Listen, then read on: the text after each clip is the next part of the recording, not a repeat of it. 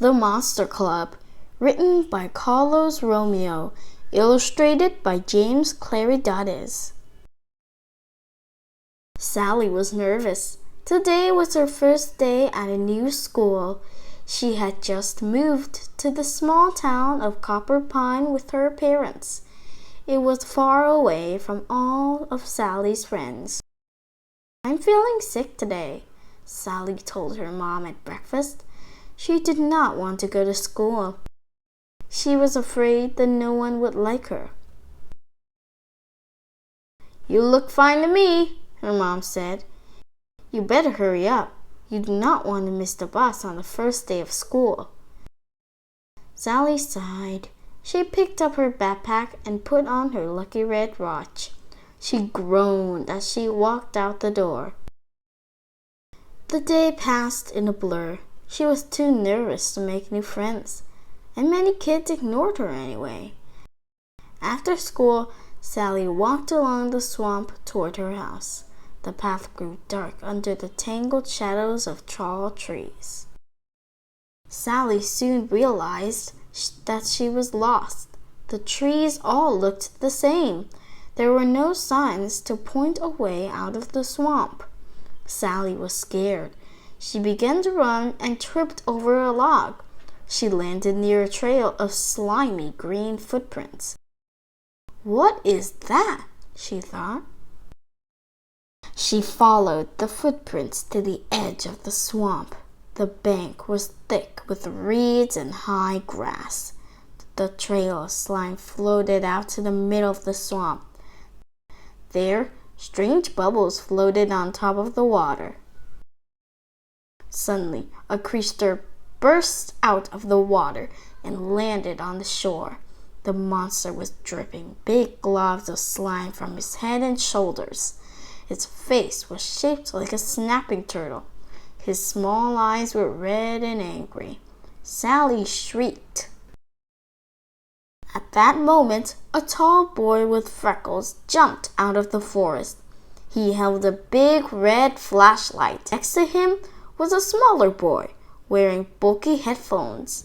Both boys shouted, trying to draw the creature away from Sally. The creature turned towards the boys. The tall freckled boy tried to blind the monster. He aimed the flashlight at its eyes. The monster swiped at him with a powerful arm. The boy was knocked into the swamp.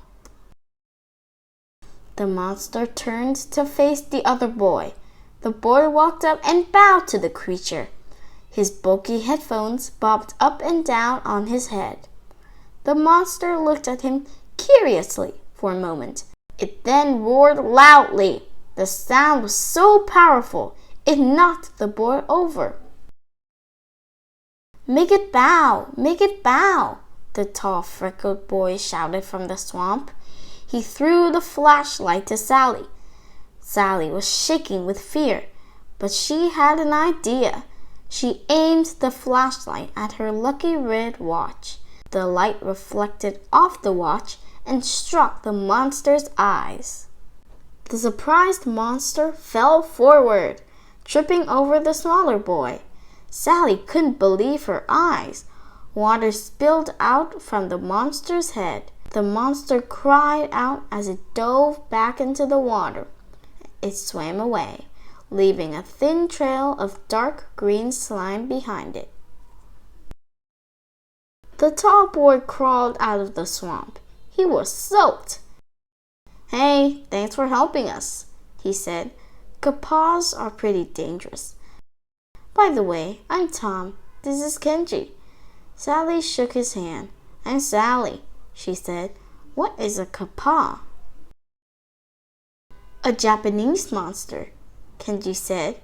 "They can be defeated if you spill the water out of their heads. Copper Pine is full of them. We're part of a club that fights them. Our club is called the MC. That's short for Monster Club." Sally looked at Tom and then at Kenji. "I'm new in town, and I don't know anyone," she said. but I can help you get rid of these gross creatures." The two boys glanced at each other. "We've never had a girl in the club," Kenji said. "What do you think, Tom?" "Well, her move with the flashlight and her watch was pretty good," Tom said. The boys were quiet for a moment. Then Tom said, "I say we give her a try. You're in." Sally was happy. She had just made her first friends. "The Kapas aren't the only monsters in Copper Pine," Kenji said. "There are lots of other kinds, too. It's pretty weird here sometimes." Sally gulped hard. Maybe joining this club was a big mistake, she thought to herself, but it will be a great adventure.